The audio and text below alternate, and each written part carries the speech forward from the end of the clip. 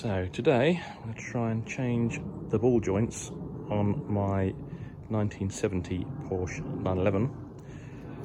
I've actually changed one already and learned a lot.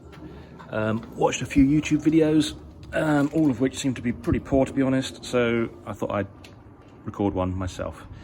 First thing I've done is jack the car up on the front suspension mounts here, and obviously remove the wheel. Now on the 68 to 71 911, the bottom of the suspension is held in with a 13mm bolt, which is here. On the later models, it's got a split pin and a cotter pin.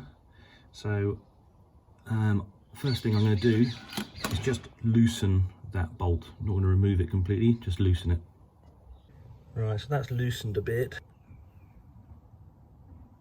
So it's loosened a bit, not completely out, still in, but just loose enough to be able to undo easily now.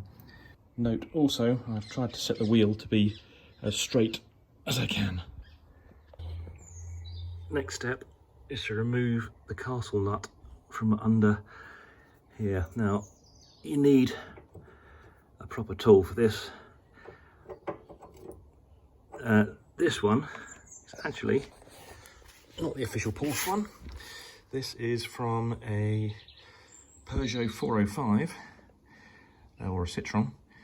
Now this is about 15 quid versus the Porsche one, which is about 90 quid. And the difference being that the Porsche one has sort of sleeves that go around it and it fits a bit better. This one's a bit weaker, and it says on the packet, do not use it for removing the castle nut because it might be seized on and these little pins might break off. So I'm going to give it a go to start with and see if it comes off. If not, plan B, which is what I used on the other side, is to use the chisel and the hammer and smack the thing off. So you put the chisel in the in one of the sort of turrets or the grooves of the castle nut and smack it off. Right, plan A didn't work, so I'm going to try and just smack it like this.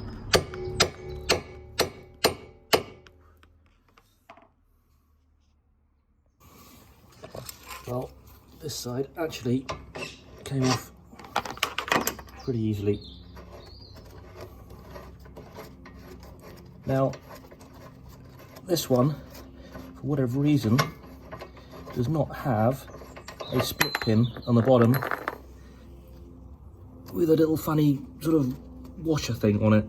So I'm guessing these are the original ones that came with the car in 1970. Now I'm going to remove that nut. There we go.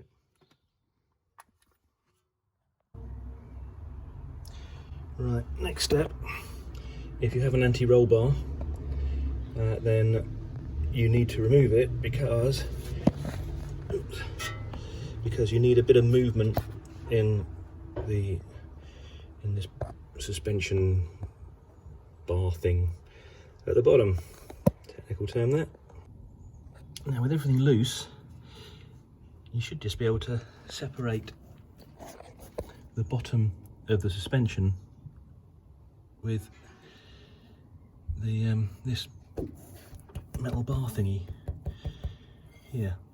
Easier said than done, so what I've used is this. Don't know if you heard that, but the ball joint is moving out. There it is, it's out. Cool.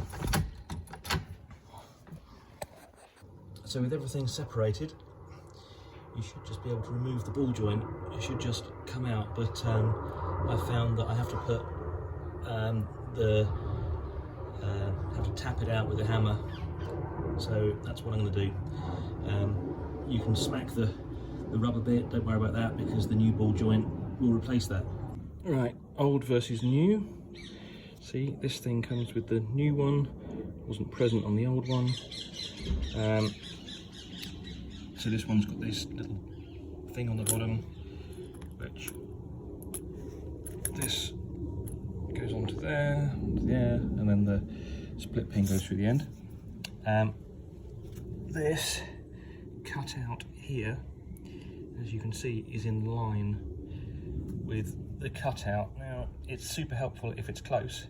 It doesn't matter if it's not super close, but you know, if it's around at 180 degrees, then you're going to be in trouble, and you'll see why in a while. But in the first instance, we're going to go with this, and we're going to put this end in first and line this cutout with the hole in the bottom of the suspension strut thing. Now that hole there, if you can see any of the, you can't see straight through it, any intrusion from the back top, then you need to readjust your ball joint. Otherwise, you're going to probably cross thread when you bolt this up. And I suggest that you use hand tools to do it up to start with, just so that you can feel that you're not cross threading it. Mine looks pretty much perfect. Right, that bolt is now in. Next job is to align this tab here with this groove here, and that needs to seat properly. So what I do is lift this up, I'll push that down, lift this up, slide it into place, and then position it appropriately.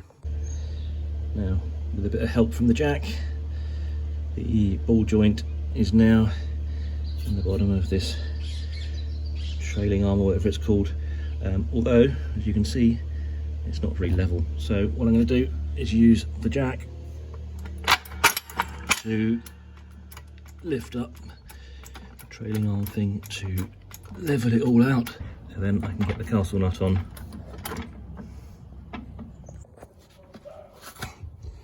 Now the next step, I'm not sure if you can see this, but the little tab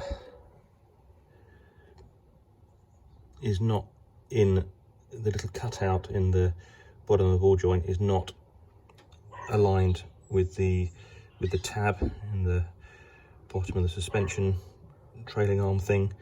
So what I'm going to do is move the steering until it aligns and then bolt it up. Right now the castle nut is tightened very, very loosely.